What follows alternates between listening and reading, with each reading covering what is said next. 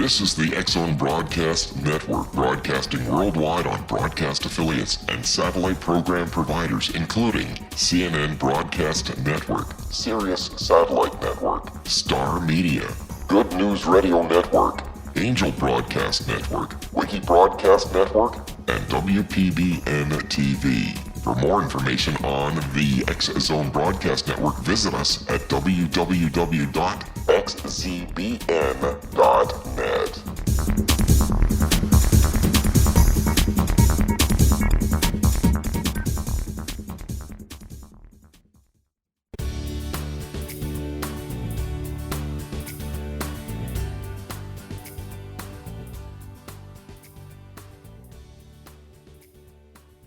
Hi, everybody, and welcome. This is Johanna Carroll, and our show is Dialogue with Divinity. I am so thrilled because today we're going to be talking about the wisdom of the elders.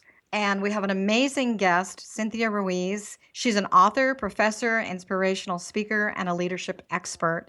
She's received over 50 accolades and awards for her leadership and service to the city of Los Angeles. She was the Los Angeles City Commissioner, overseeing a multi-billion-dollar pension portfolio for city employees. She's the author of 2 books. Her most recent book is Cherokee Wisdom, 12 Lessons for Becoming a Powerful Leader, and Finding Sane Relationships in a Crazy World, which we can all use help with.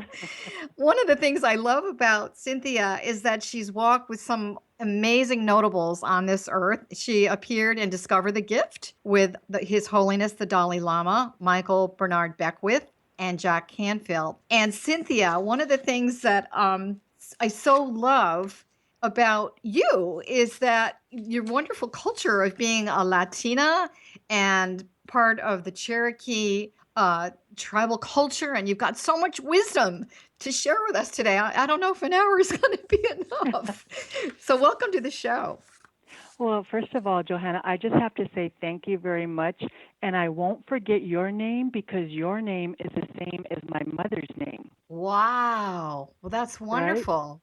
Right? I know go ahead, I'm sorry. But interesting enough, my mom decided not to use Johanna. She used her middle name, which is Colleen.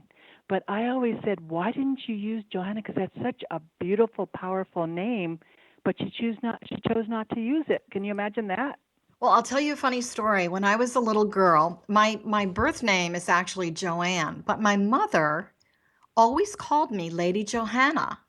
She just called me that. And then when I was working in corporate America and they published a directory of all the departments, they printed my name as Johanna. So I said, I need to do something about this.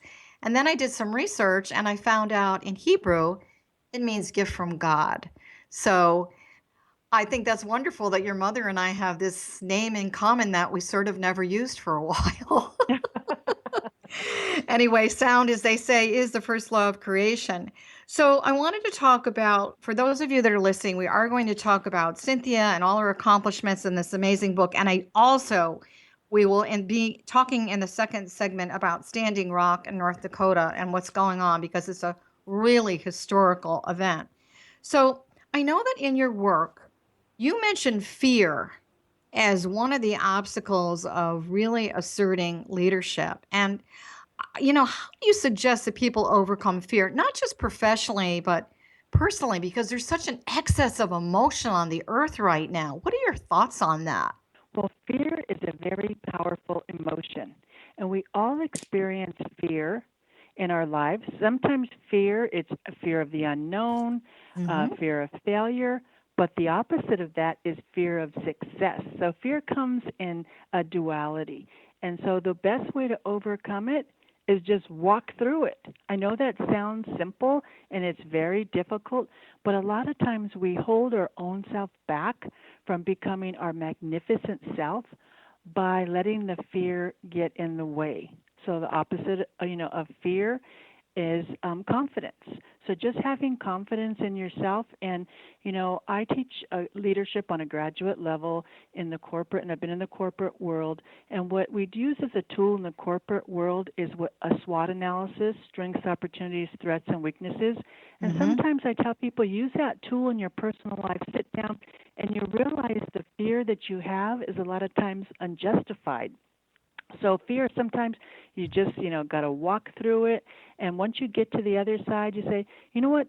The fear was really not that justified, because most of the fear is in our head. Well, I know in the Christian tradition, there's this wonderful teaching about, Jesus being on the mountaintop and then the devil tempting him and, he telling him to go away. But I think the metaphysical teaching is that when we really look fear in the face, it does disappear. It dissipates. It doesn't have that dominion or power. And I love the fact that you're saying we walk through the fear. So in terms of your own professional career, and you have this wonderful dual ancestry, has it helped you or hindered you? I mean, fear sometimes is a great teacher too, right? Well, I have to say, I'm so grateful for my dual ancestry. I say that I get my passion for life and my love for music from my Latina side, but I get my spirituality and love for Mother Nature from my native side. But I have to say, growing up, I didn't really appreciate having the two cultures, because I would go with my native friends and didn't feel like I fit in, and then I would go with my Latino friends and didn't 100% fit in. So I had to walk through my fear and realize I'm perfect just the way I am. We're all unique and different. So the acceptance of who I was helped me blossom into who I am today. And I had to walk through my fear of being different, fear of not being accepted. Whatever fear I walked through, I just said, you know what? I'm going to do this. God has my back. I'm going for it. And since then, I've been able to thrive, and I'm so grateful, and I'm so blessed, and I appreciate every blessing that I've received.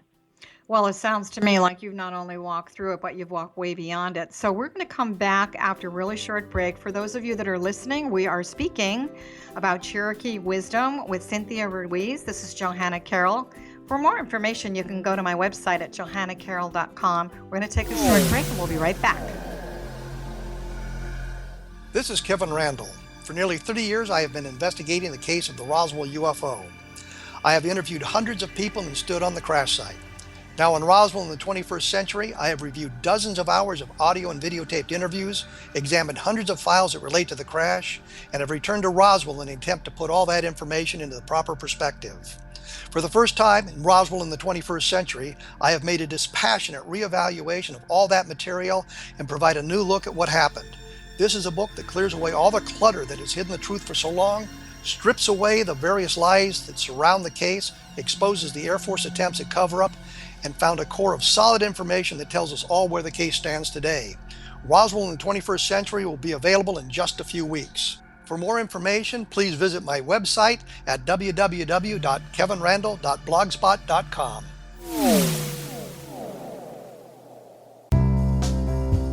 Gibbs A. Williams, Ph.D., is a practicing psychoanalyst, supervisor, researcher, and author in New York City. Much of his life has been dedicated to understanding nature and the uses of meaningful coincidences or synchronicities.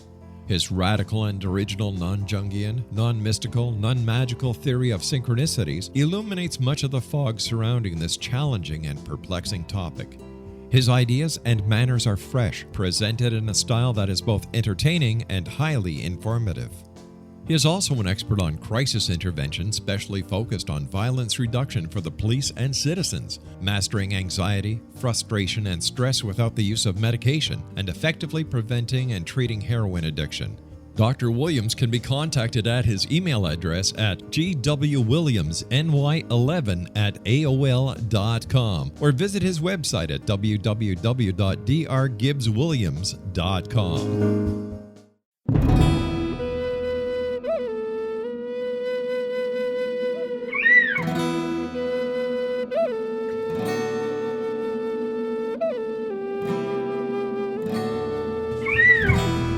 Shamanism is recognized as a method to access the quantum level. Mastery of shamanic skills puts spiritual information and healing power into your hands. Path Home Shamanic Art School, a bonded Colorado certified occupational school, has met rigorous state standards, ensuring its director and instructors have the qualifications to teach the shamanic arts. Path Home offers its certification program in blocks of study. Block 1, a 5-day intensive, will be held in the beautiful mountain town of Coaldale, Colorado, October 13th through 18th. Registration deadline is September 12th. Experience Journey Trance, Power Animals, Helping Spirits, Sacred Space, and Life Purpose. Come discover your power. Join me, Gwilda Wiyaka, in the magical world of shamanism. Call 303-775-3431 or visit findyourpathhome.com.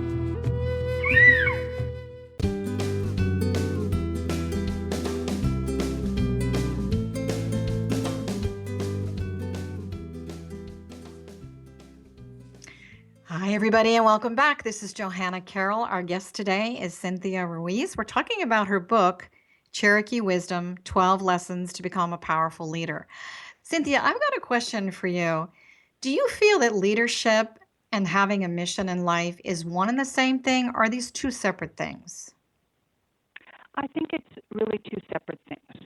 I think that everybody has the ability to be a leader. We're all leaders in our life, from whether or not it's being a family member, being a parent, you're a leader there. We can be leaders at work. We can be leaders in our social circle. We all have the capability of being a leader. Now, having a mission, I think that everybody has a mission, but everybody has their own individual journey, and some people realize what their mission is, and other people it takes longer. So long story short, I believe it's not the same thing. What do you think? My feeling is that you have a huge responsibility as a leader. You know, you're a professor, you're out there teaching, you're definitely got a huge message with everything that you're doing.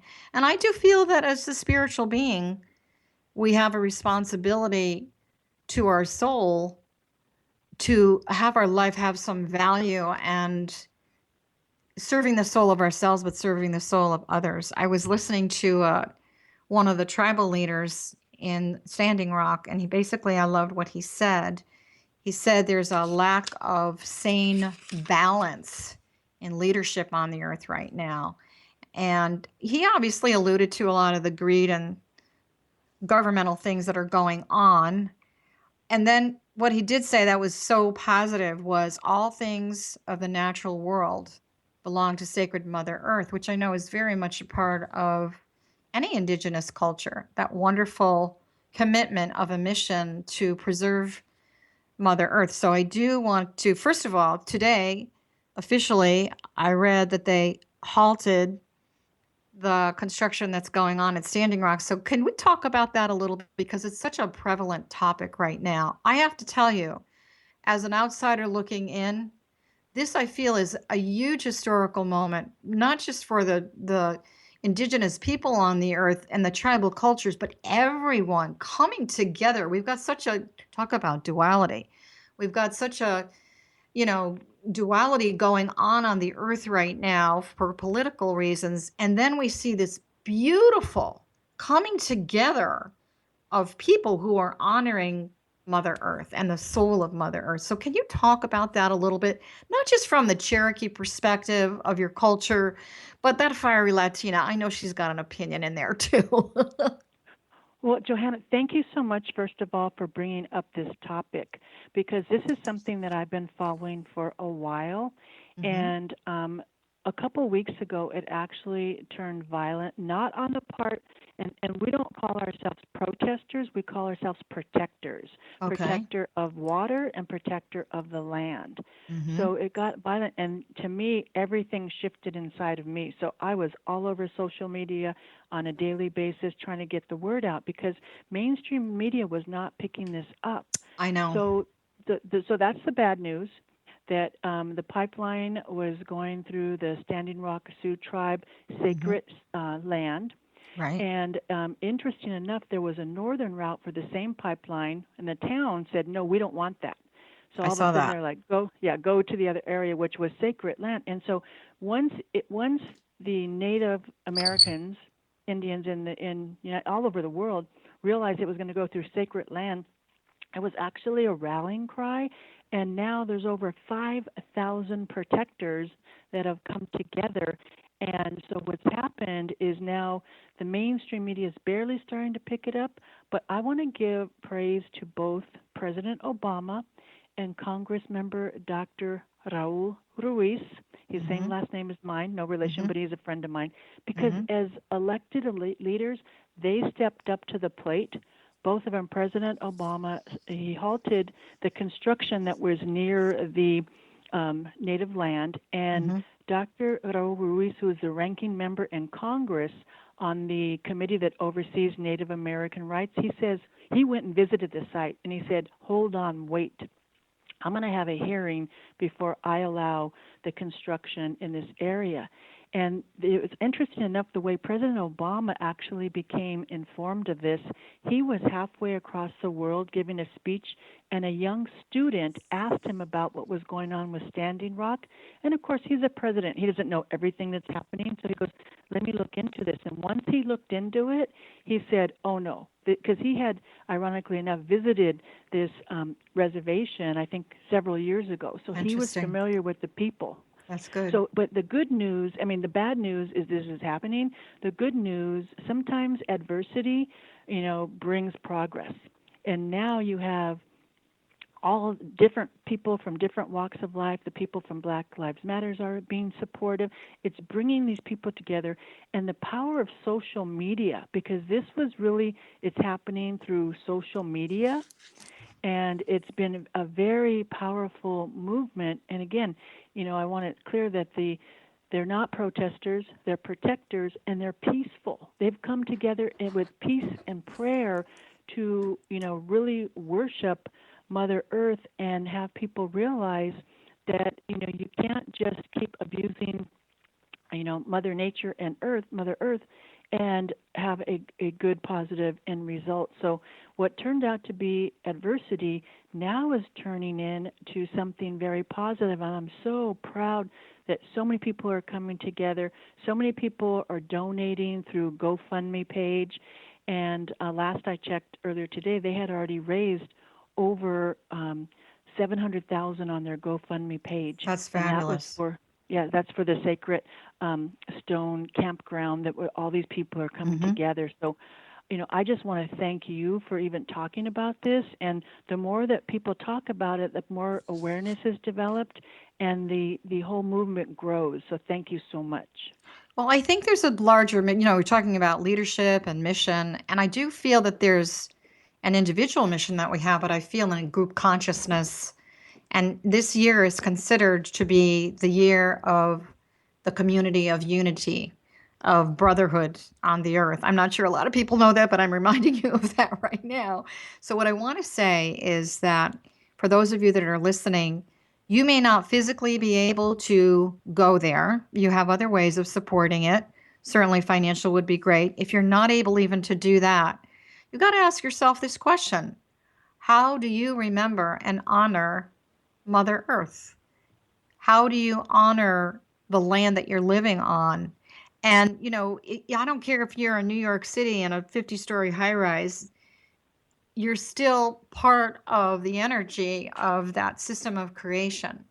So bring a small plant into your office. Go grab a handful of dirt. Go grab a rock. Go bring something of nature into your home, your office. This is something we should be showing our children, the respect for this.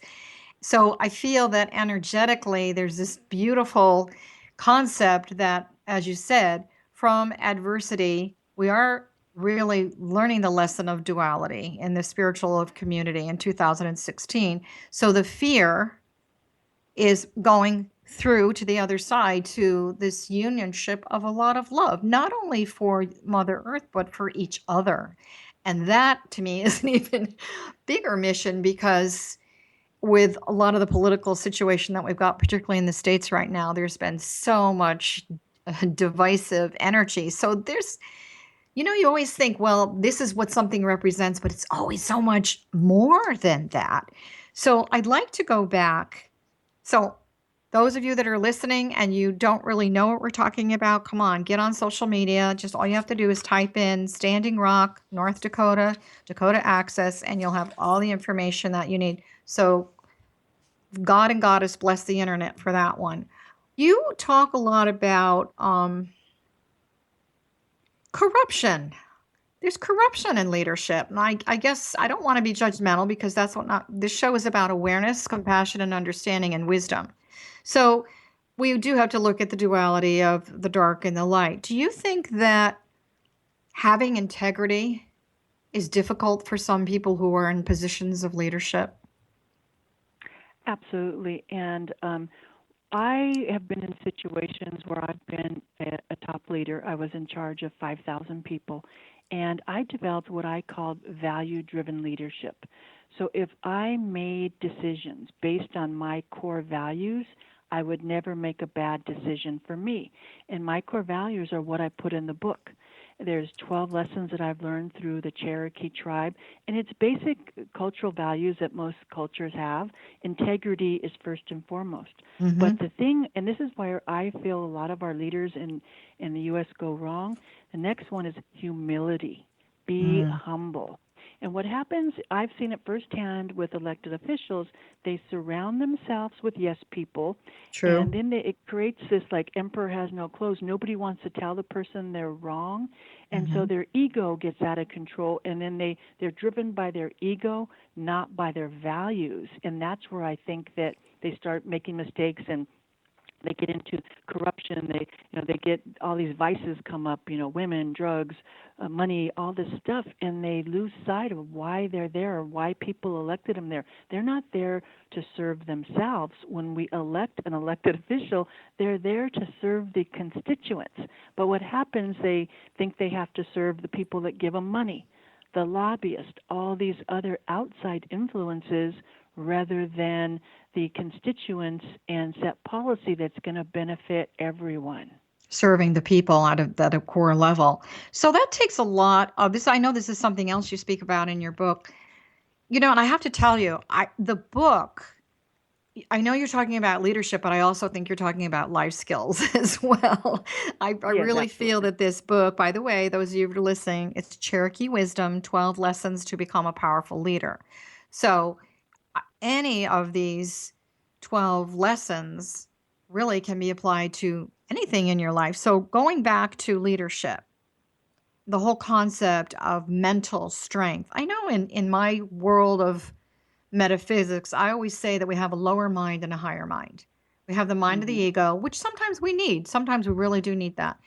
And it's not necessarily always bad. And then we have the higher mind, which to me is higher consciousness, soul consciousness. It really belongs to the righteous path, if you will.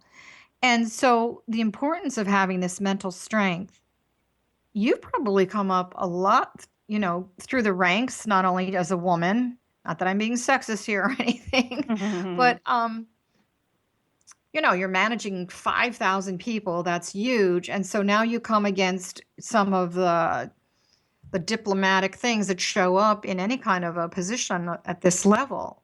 How did you use mental strength in your own life? Not just in your professional career, but if you don't mind sharing something about your personal life too. Well, I have to say, I come from very humble beginnings. My start was my parents divorced when I was very young, and my family was actually on welfare. So I started on, welfare, and then through my own mental strength, I was able to be the first person in my family to go to college. Beautiful. I graduated with my master's by the time I was 23. So I had the mental strength, but it came from adversity because my high school counselor told me not to go to college, that I should go get married and have kids like all my other friends. Oh, my gosh. I said, yeah, I want to do that, but I was determined. I said, I need to get this degree because I knew that was the way that I was going to have a voice, because I had gone through so much adversity, and I didn't want that for my family. I wanted to really be strong and keep going. So, okay, you know what? We're going to hold that thought about adversity and finding your voice, and we'll be right back.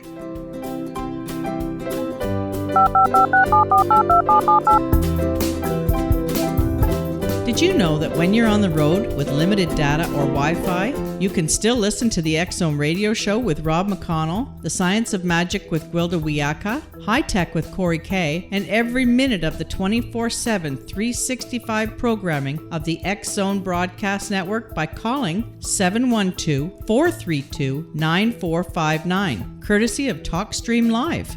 No smartphone, app, or internet needed. It saves your data plan, and it's free if you have unlimited minutes. Call 712-432-9459 to listen on any phone, anytime, anywhere. Remember, 712-432-9459 for the best of paranormal, new age, thought-provoking, sci-fi radio programming 24/7, 365.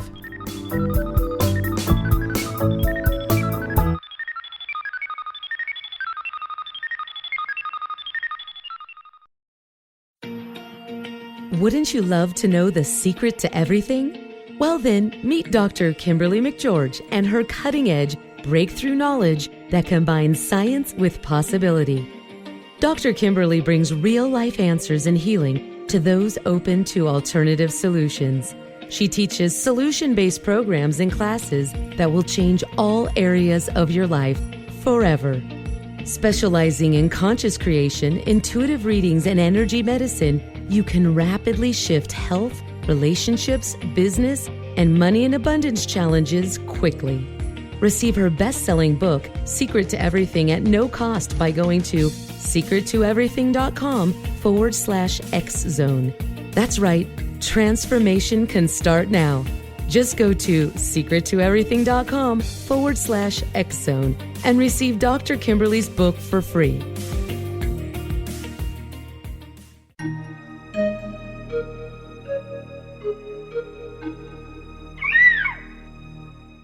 While science pursues fact, magic accesses the quantum level, bridging random facts to form truth. As long as science and magic remain separate and polarized, the truth cannot be known. I'm Gwilda Wiyaka. Join me on the Science of Magic radio program, dedicated to unification and evolution of consciousness. During each episode, I'll be speaking with experienced and respected scientists and mystics. From astrologers to astronomers, from medical doctors to shaman, the scientific method to dowsing and intuition, we'll weave together information from seemingly divergent practices to promote unity and enlightenment. Join me, Gwilda Wiyaka, and the Science of Magic right here on the Mutual Broadcast Network.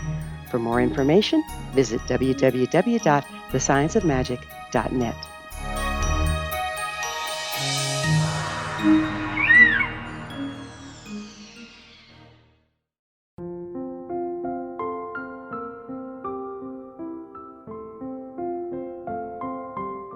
I am Dr. Carl O'Helvey, founder, president of a new cancer foundation focusing on evidence-based physical, mental, and spiritual interventions, including natural cancer cures, prayer, meditation, affirmations, nutrition, and other related holistic cancer prevention and cure modalities. These are used in cancer education, research, and financing care. I ask for your help to continue this important work by donating at www.holisticcancerfoundation.com.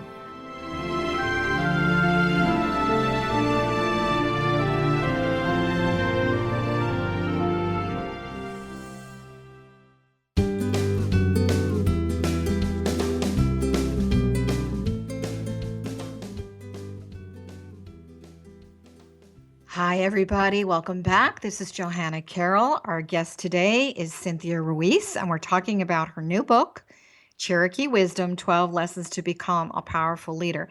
And we're speaking about a lot more than that. So, Cynthia, we could talk for hours.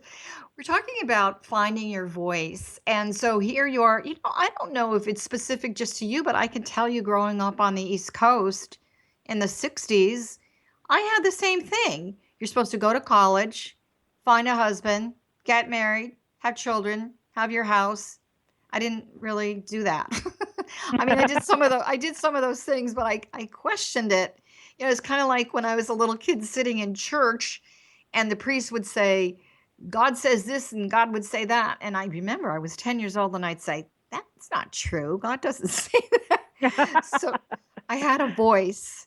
I had a smart voice, as my mother would say, at a young age. And, I'm glad that I did. I'm glad that I did. So you found your voice and you said, I'm going to do it differently. How did you do it differently? So you went to college, you got your master's degree, and then what happened? I got my master's degree, and then I kept going no matter what, because I believe that anything's possible. I believe that anything's possible. If you believe it's possible, you do the work, and you never give up. So I kept going no matter what, and that's where the mental strength comes in. And what helps me in my daily life is prayer and meditation. So I say that prayer is talking to God and meditation is listening. And that's what works for me, and that's what gives me my mental strength, spiritual strength to keep going. And I was talking about being in charge of 5,000 people. Well, I was running the public works department for the city of Los Angeles, which is a male-dominated industry. And so there was many times that I was the only woman in the room. So what did I have to do? I had to work harder than anybody else. I had to prepare more. I just had to really make sure that I brought my A game, because I knew that all the men around me were hoping that I would fail. So you And really I had to could prove feel it. did you feel you had to prove yourself? Absolutely. Even though I was a boss, I still, had to prove myself. But you know what? I am proud because I kept going no matter what. Well, I have read a lot of things that people have said about you on Facebook and whatnot. You are loved by many people. You really are. Not just loved, but you're honored. So obviously, that leap of faith, which I always think faith is a belief in yourself above all else. We have to believe in ourselves and the God-given leadership skills and mission in life. And obviously you took that. And so obviously, did it work for you, or do you feel that you still had to try harder all the time? I think I got to a point where people realized who I was as a person, because one of Good. the things I talk about in the book is lead by example. When you're a leader, you need to lead by example. You can't just tell people to do something and you do something else. So I always try to, every single day, do my best and stay in a field of gratitude, and know that if I lead by example and other people are watching, I want them to, do what I'm doing. And it's funny because I share something in the book. One day I was at a restaurant buying some food, and there was a little girl behind me and her mom. They were standing behind me, and I really didn't pay too much attention. But there was a man in front of me that he looked like he might have been homeless. He didn't have very much money, and he was paying with pennies. So what ended up happening, he was short. So I didn't think twice about it. I got out a couple dollars and Sure. gave him a few, gave it to the cashier. Well, what I didn't realize, the little girl behind me had watched what I had done. So she went to her mom and said, "Can I have $1?" And her mom was watching what was going on. She gave her $1, and she went to the man and said, "I hope this helps you." Oh, well, So that's so sweet, it, and that's the thing. We have to lead by example no matter how little the act is. And sometimes it's a collective group of little acts that really make the difference. So I want to go back. You were speaking about meditation and prayer, which is a huge part of my life. If I didn't have prayer and I didn't have meditation, I'm not sure I could survive some of the stuff that goes on. And I do feel, I was just speaking to a friend about this the other day. How do people navigate life now without a belief in a higher power? I would find that really hard on some level. I'm not necessarily saying religion. It's just a belief in, well, we're talking about, Mother Earth. We're talking about a belief in ourselves, faith in ourselves, our ability to have goals and achieve them. It takes an inner strength. In metaphysics, we say that meditation is the divine feminine expressing herself, and prayer is the divine masculine. So the divine masculine is the active principle, sound, talking out loud, asking, going, outside. And the divine feminine is, so one is external and one is internal. And so when we go within to hold that light, to hold that space, we are receiving. So one is giving and one is receiving. So the example that I like to use for people is you're walking into a dark room and you just flipped on the light switch, divine masculine, the action of turning on the light. Yet when this light floods the whole room and it warms you and you have awareness and you can see, now you're in the divine feminine. So I think we need both, don't you? Both prayer and meditation? Oh, absolutely. Yeah, you do have to have both in your life. And I have found that once I added the meditation piece, because I've always prayed, and actually in my book at the end of it, I have a prayer that I wrote. So I attend this place called Agape International Spiritual Center in Los Angeles. I love it. Love it. Yeah, Reverend Beautiful. Michael Bernard Beckwith. Yeah. So I've taken classes there, and I actually took a prayer class. And, I thought I knew how to pray, but actually it helped me take my prayer to a whole different level. And our final exam was to write a prayer. And at first I questioned it. I'm like, I can't write a prayer. Who am I to write a prayer? So I went into meditation, came out, and this beautiful prayer came out. Like I said, it's in the book. And I realized that who am I? Why shouldn't I not be able to write a prayer? It's just my way of communicating with Spirit, and everybody has the ability to do so. I think it's a question. I've spoken about this on other radio shows, but I'll share it with you. I'm sure you can relate to this. The theme of our show is Dialogue with Divinity, and Dialogue with Divinity is also the name of one of my books. But when I was probably, I don't know, very young, I started, as I said before, I'd be sitting in church and I'd be questioning a lot of things. And then I started to sing in a folk mass with a group. I was raised Catholic. And I remember saying to the priest, I know I can talk to God. That was my prayer. I could pray, but I wanted God to answer me. And that was my meditation. And so I said, so you're a priest. Does God talk to you? And he said, well, yeah. And I said, and what about the nuns? Does God talk to the nuns? Yeah. And I said, well, that's really not fair. That's not fair, because if you know how to do that, you need to teach the congregation how to do that. Of course, there's other political things around that as well. So I was very frustrated because I had this burning desire literally to have this dialogue with divinity. Many years later, on a beach in Ensenada, Mexico, God did start speaking to me. So I have the dialogue. It's never stopped. And this conversation is part of that dialogue as well. And I think it's really important for people to be humble in your prayer and also be confident that you will get the answers. They may not happen in a nanosecond, but if you watch life will give you the answer. So one of my teaching is that we should be a walking prayer and a walking meditation at all times. Well, yeah, life does give you the answers, but you have to be careful what questions you ask. It's very true. Be careful what you ask for. So you, I know, have dedicated a big portion of your life to working with young girls. Would you share with us, that is an incredible mission that you have, leadership mission with these young girls. So can you tell us a little bit about that? So for the last decade, I've been involved with a program called Girls Today, Women Tomorrow, which is a mentorship leadership program. This is focused on young Latinas in the inner city in Los Angeles. These young girls have so much adversity in their life, and what we do is we spend time with them. We do workshops on healthy eating, on how to be a leader. We do all this work with them, and you know what? I have seen these timid young women, young girls, blossom into amazing young women that go on to college, that become leaders in their community. And for me, I didn't really have role models growing up. I was like a trailblazer, because blazing through the things that I didn't know how to handle. And so if I can turn around and make it easier for someone else, then I am happy and fulfilled. And I actually just saw this one young girl last week that I started working with her when she was a freshman in high school, and she was mortified. She was terrified. She didn't have any friends. She was lonely. And she says, she goes, I don't have any friends. I'm so sad. We were out hiking because I love Mother Nature. We're hiking. And I told her, I said, well, you know what? If you talk to people first, they'll talk to you back. And she goes, they will. I said, let's test this out.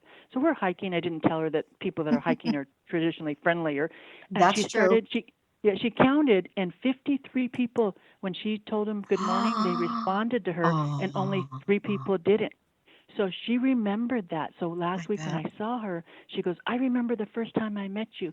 And now she's a freshman in college. She said, so she came back to me after, maybe a few weeks after we had done that little test when we were hiking, and she says, I have friends now. I have friends. People are talking to me because I went up and talked to them. That's so wonderful. Little things like Yeah, little That's things like true. that we don't even think of, they can change somebody's life. So if I can help these young girls blossom and go to college, that makes me happy. I remember when I was in corporate America, I had a department that I ran, a lot of females. And I remember saying to them once, nobody ever told you girls how smart you are. Do you know how smart you really are? And they all looked at me like I was crazy. And I said, Mm-hmm. you're really smart. You're really smart. And so I think it's good to acknowledge that. So, Cynthia, where do you want people that are listening to go? First of all, your website, and where can they order the book? Sure. So my website is my name, Cynthia, CynthiaMruiz.com, CynthiaMruiz.com. That's my website. I'm all over social media. I'm on Facebook, Twitter, Instagram, LinkedIn. But the easy thing to do is you can just go on Amazon.com, put in my name, and my book comes up right away. So I have Kindle, paperback. You are. I Check it out. found you everywhere. I just want to say social media is your best friend. The universe is providing very nicely. It's been so nice having you as I do consider you to be a wisdom, keeper and a protector, not only of the earth, but of a lot of sacred teachings as well. So those of you that are listening, go buy the book. She has another book too. Maybe we'll have you back and talk about that another time. But I really want to thank you so much. It's been a joy. And for all of you that are listening, this is Johanna Carroll, Dialogue with Divinity. I'm sending you all a big heart hug. Bye for now.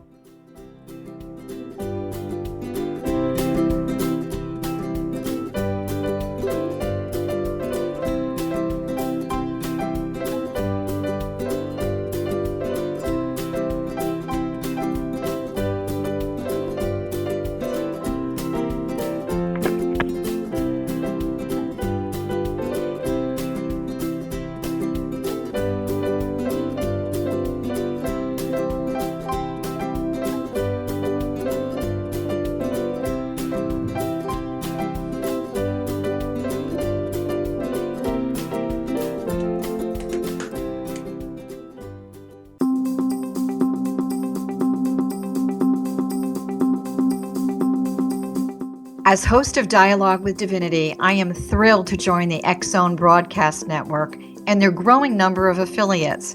My quest for a connection to the divine ignited my successful career path as an international spiritual counselor for over 40 years, an author of 4 books, and well-known metaphysical educator. My clients call me their spiritual mama.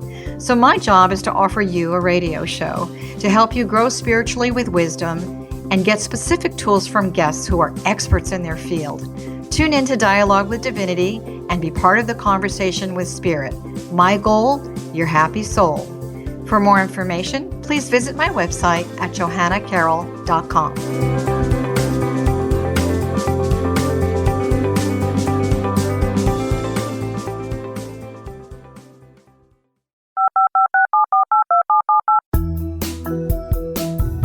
Did you know that when you're on the road with limited data or Wi-Fi, you can still listen to the X-Zone radio show with Rob McConnell, The Science of Magic with Gwilda Wiyaka, High Tech with Corey Kay, and every minute of the 24/7, 365 programming of the X-Zone Broadcast Network by calling 712-432-9459, courtesy of TalkStream Live.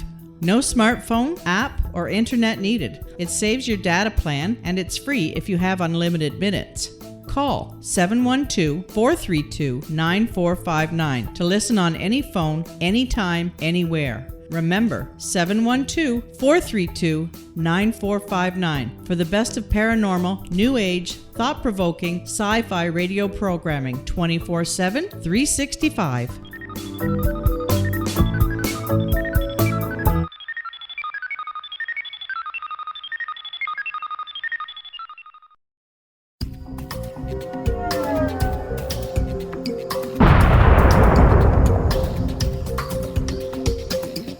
Coming soon to the X-Zone Broadcast Network is A Different Perspective with me, Kevin Randall, as your host.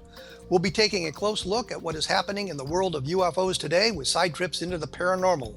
Guests will range from those who are household names to those who have a different perspective on a variety of topics.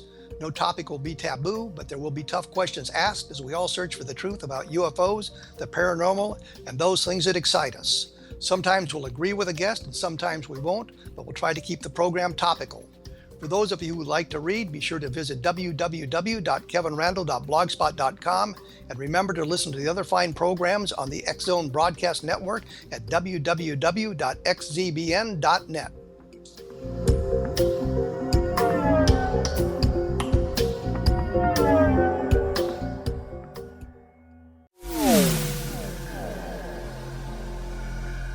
This is Kevin Randle. For nearly 30 years, I have been investigating the case of the Roswell UFO. I have interviewed hundreds of people and stood on the crash site. Now in Roswell in the 21st century, I have reviewed dozens of hours of audio and videotaped interviews, examined hundreds of files that relate to the crash, and have returned to Roswell in an attempt to put all that information into the proper perspective. For the first time in Roswell in the 21st century, I have made a dispassionate reevaluation of all that material and provide a new look at what happened. This is a book that clears away all the clutter that has hidden the truth for so long, strips away the various lies that surround the case, exposes the Air Force attempts at cover-up, and found a core of solid information that tells us all where the case stands today. Roswell in the 21st century will be available in just a few weeks. For more information, please visit my website at www.kevinrandle.blogspot.com. What Happened in Benghazi is revealed by Nicholas Genix, author of Obama, Islam, and Benghazi. He informs the American people that President Obama deceived them by advocating a strong foreign policy prior to the 2012 presidential election, and Hillary Clinton supported this deception. As the title infers, there is a connection between Obama, Islam, and Benghazi. Ample evidence informs Americans that Obama's early indoctrination in the Quran developed an affinity for Islam, why the Quran is the source of discontent in many countries, and why the Obama foreign policy deception led to poor military action and caused the loss of American lives in Benghazi. Genix provides 36 questions for the Select Committee on Benghazi to validate if Americans are justified to mistrust President Obama and Hillary Clinton. An overview of Obama, Islam, and Benghazi is presented on the website www.futureofgodamen.com. That's www.futureofgodamen.com. Afterlife expert Roberta Grimes was the first one to say that dying can be fun. Now her best-selling book, The Fun of Dying, is available in stores worldwide. So if you wonder whether death ends life, how it feels to die, or what heaven might be like, The Fun of Dying was written for you. And if you have always been afraid of death, or if you worry that your life has no meaning, let The Fun of Dying ease your fears and bring new meaning to your life. Nothing said in The Fun of Dying is based on the teachings of any religion. Instead, Roberta draws on evidence to explain how death happens, how it feels, and what comes next. A lot of the best death-related evidence was produced in the first half of the 20th century. When it is put together with recent discoveries, it tells a consistent and amazing story. Roberta Grimes blogs and answers questions at robertagrimes.com. Her wonderful book, The Fun of Dying, is available on Amazon and at stores worldwide wherever books are sold.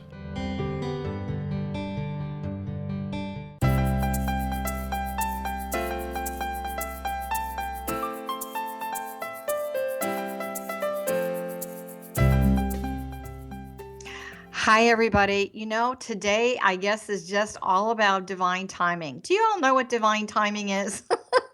Guess what? We've got more time with Cynthia, so I'm really happy to. I know I said goodbye to you, but I'm saying hello again. So, Cynthia, I'm so glad that we've got more time to talk. You talked about the prayer that when you were doing your program with Agape, which, by the way, I've been there. It's oh my gosh, it's just you walk in there and you feel like you're in heaven. And you took the course and you became a professional prayer writer, I guess. Do you feel it came from your soul, your intuition? Were you meditating on it? What's the process that you use? Because a lot of people call and say, do you have a prayer for me? That's easy to do, but it would be so nice if people could learn how to co-create with spirit, that prayer that's so uniquely theirs. So what I did is I did meditate. And what I was given a prayer by my ancestors. And so when I talk about my Cherokee roots, and I am a registered member of the Cherokee Nation of Oklahoma, And so when I sat down and meditated, this prayer came to me, and when I said it out loud, I cried because I knew that it touched my spirit. I knew it was coming from my ancestors, and I knew that I was gifted this prayer. And I thought, wow, that's so special. So, yes, I wrote it, but I don't take credit for it.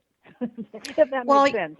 No, well, it totally makes sense for me because when people are calling me for spiritual counseling, it's not, I'm just a messenger. I feel, I'm just I call myself, the mouthpiece for the divine on some level. So any kind of information that I'm getting to help people is being channeled through me. I'm just a vehicle. And so I'm not saying that you're not important because we love you, but are you okay with sharing the prayer? Absolutely. I know Are you it's in your ready? book. I am. I'm just going to get quiet for a minute because I'd like to get to that space and that place with you. So please share.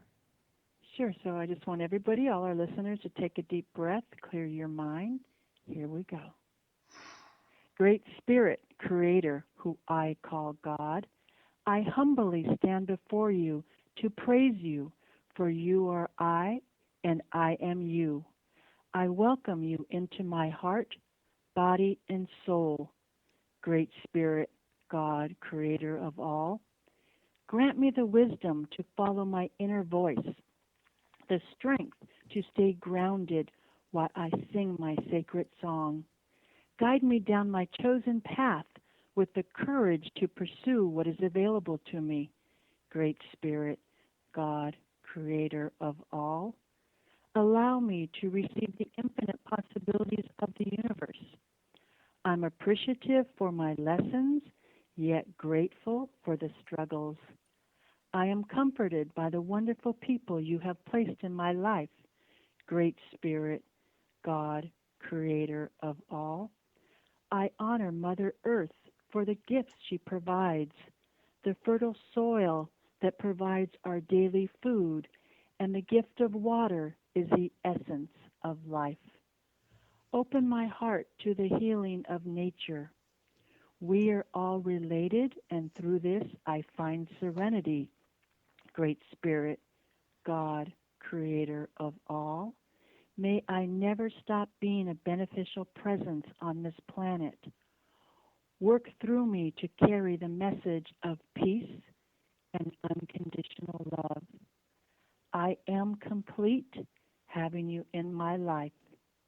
Great Spirit, God, Creator of all.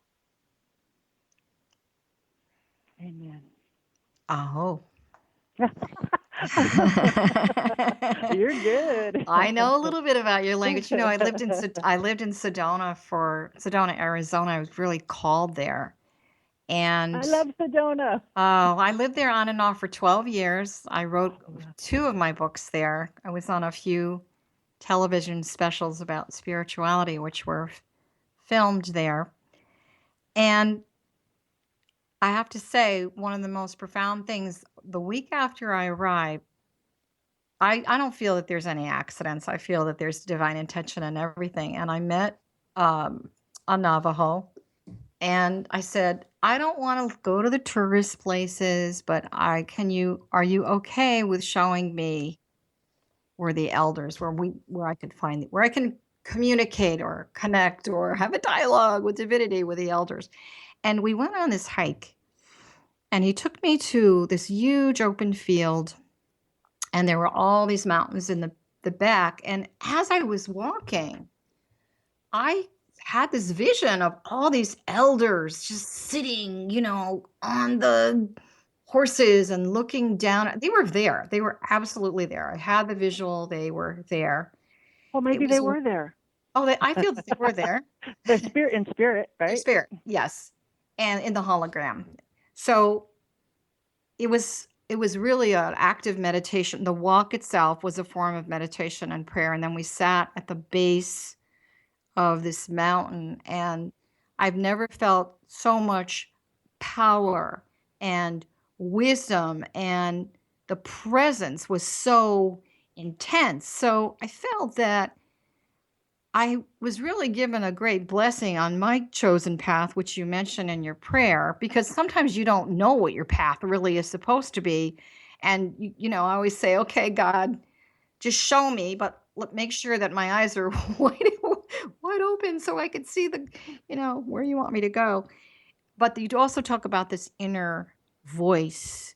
So I always say that your intuition is the telephone line to the divine, and that's the inner voice. And I wonder, so I felt very blessed with that experience, extremely blessed. And I was originally from the East Coast, so being exposed to this was just fabulous for me, something that I never ever thought I would experience.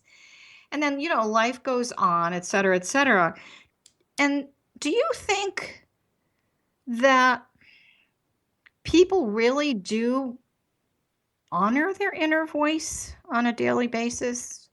Sometimes I see it. I think there's a desire to do it, but I think going back to the thing we talked about in the beginning, a lot of people are really afraid to tap into that and to their authentic, what I would call the authentic self. What do you think? By the way, thank you for the prayer. Very profound. So beautiful. You're welcome. And I think that a lot of people do listen to their inner voice, and I think some don't. But life is a journey, so everybody learns things in their own time. But I always tell people when I'm speaking is that how many times did you know something was wrong for you because your inner voice told you and you did anyway? And then you realized after, I should have listened. So I think it's kind of counterintuitive for most people. That's it's like, true. well, wait, it's not scientific and they don't understand it. So I have found for me personally, by listening to my inner voice, it's never guided me wrong, ever. Mm-hmm. So I wish more people listen to the inner voice. But I think, as you talked about 2016, I feel, even though there's a lot of adversity out there, that I feel there's a whole level of consciousness rising. And like-minded people are coming together, supporting each other, like we talked about with the Standing Rock Sioux Tribe. Mm-hmm. Energetically, a lot of people are uniting for the positive.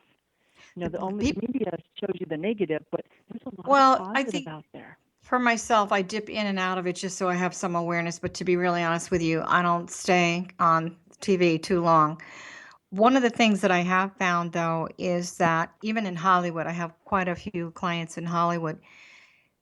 There's a real undercurrent of spirituality and science really marrying one another. It's kind of the divine marriage. And I really do think that we may not see it, and it may not be as blatant as what's going on in Standing Rock. It may not have that notoriety. So people on an individual level, just that one little change, as you call it, that shift in consciousness, can really take you to a better place. I want to thank you once again. I'm going to say goodbye a second time. You see, you really weren't supposed to go. That was the whole thing. It's never goodbye. It's till next time. No, we never say goodbye. We say au revoir like we do in French. So we hope to see you again. And again, Cynthia's book, again, is all about Cherokee wisdom, 12 lessons for becoming a powerful leader. CynthiaMRuiz.com. And this is Johanna Carroll. You'll find me at JohannaCarroll.com. Hope to see you guys next time. And Cynthia, you've got to come back and talk about that second book. We'd love to have you in the future. Thank you. You have a beautiful day. Many blessings to everyone. Bye for now.